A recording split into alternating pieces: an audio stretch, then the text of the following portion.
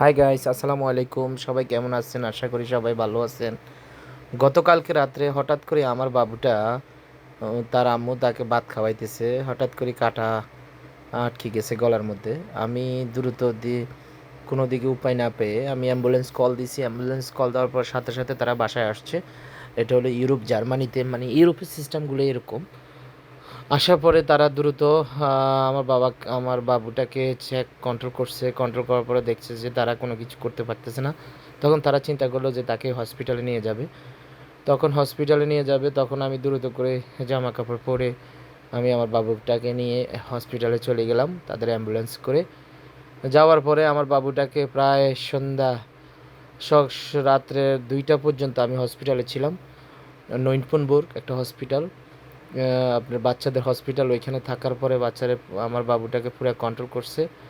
Control করার পরে ওরা বললো যে ওইখানে ভর্তি হতো, কিন্তু আমি থাকলাম না। শেষ পর্যন্ত আমি বাসায় চলে আসলাম। তো আমি ওদেরকে বলে আসছি যদি সকালবেলা আমার বাবুটা সুস্থ থাকে তাহলে ইনশাল্লাহ আমি আর আসবো না, আর যদি না থাকে তাহলে আমি ফেরত আসবো। কিন্তু আজকে সারাদিন আমি ছুটি কাটাইছি, আমার বাবুটাকে নিয়ে হসপিটালে গেছি। প্রথম সকালবেলা উঠে দেখলাম যে আমার ওয়াইফ বললো যে সে গলার ভিতরে হাত ঢুকে দিয়ে বমি করতে চাচ্ছে। তখন চিন্তা করলাম হয়তো আছে। তো আজকে সারাদিন এই বাবার পিছে ছিলাম। তারপরে আর ডাক্তার কাছে নেওয়া হয়নি। আশা করি ইনশাল্লাহ এখন আমার বাবাটা সুস্থ হয়ে গেছে। গতকালকে খুব প্যারেশানে ছিলাম। আপনাদের দোয়া বরকতে আমার বাবাটা এখন খুব সুন্দর সুস্থ আছে। দোয়া করবেন সবাই ইনশাল্লাহ, আল্লাহ যেন আমার বাবাটাকে নেখায়াত দান করে। আমিন। ইনশাল্লাহ সবাই ভালো থাকবেন।